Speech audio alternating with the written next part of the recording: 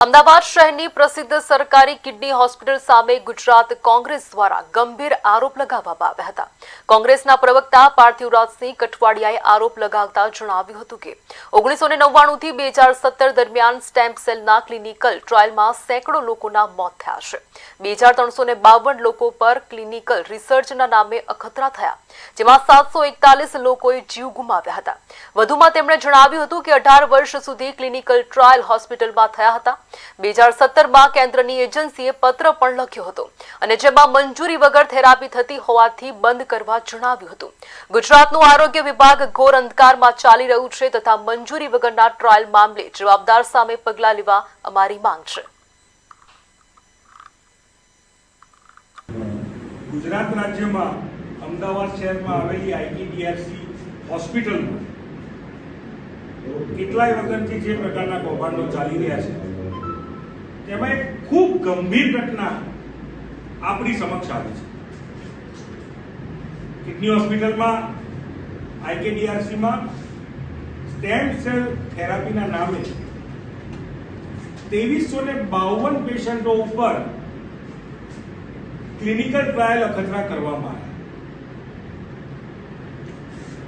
અમદાવાદ શહેરમાં પ્લેન દુર્ઘટના થઈ, જે લોકોએ જીવ ગુમાવ્યા તેના માટે આખો દેશ ગમગીન થયો. તેના કરતા 3 ગણું વધારે દુઃખ થાય એવી ઘટના. 2352 પેશન્ટમાંથી 741 લોકોએ જીવ ગુમાવ્યા.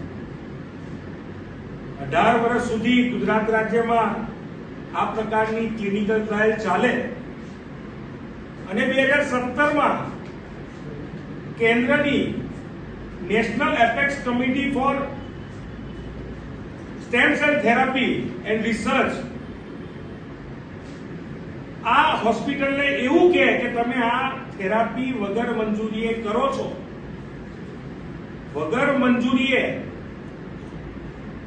આ પ્રકારની થેરાપીનો ઉપયોગ કરો છો, તમે તાત્કાલિક બંધ કરી દો.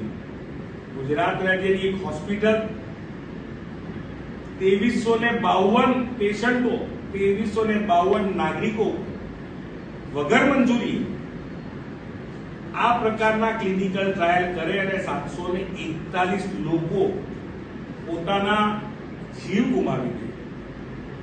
569 લોકો એવા કે જેમનું કિડની ટ્રાન્સપ્લાન્ટ ફેલ થઈ ગયું અને 110 જેટલા પેશન્ટો એવા હતા કે જેમને એવા કોમ્પ્લિકેશન ઉભા થયા જેથી કરીને કિડની ટ્રાન્સપ્લાન્ટ ન કરી શકે.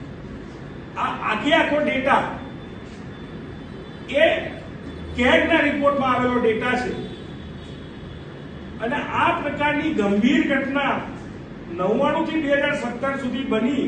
વગર મંજૂરીએ આટલા બધા લોકો ઉપર આ પ્રકારના અખતરા કરવામાં આવ્યા, આટલા નિર્દોષ લોકોએ જીવ ગુમાવ્યા, છતાં પણ છેલ્લા કેટલાય વર્ષોથી આ સરકાર બેરી મૂંગી, આ સરકારનું જેને કહી શકાય કે આરોગ્ય ખાતું ઊંઘી રહ્યું. ગુજરાત રાજ્યમાં અમદાવાદ શહેરમાં આવેલી આઈટીડીઆર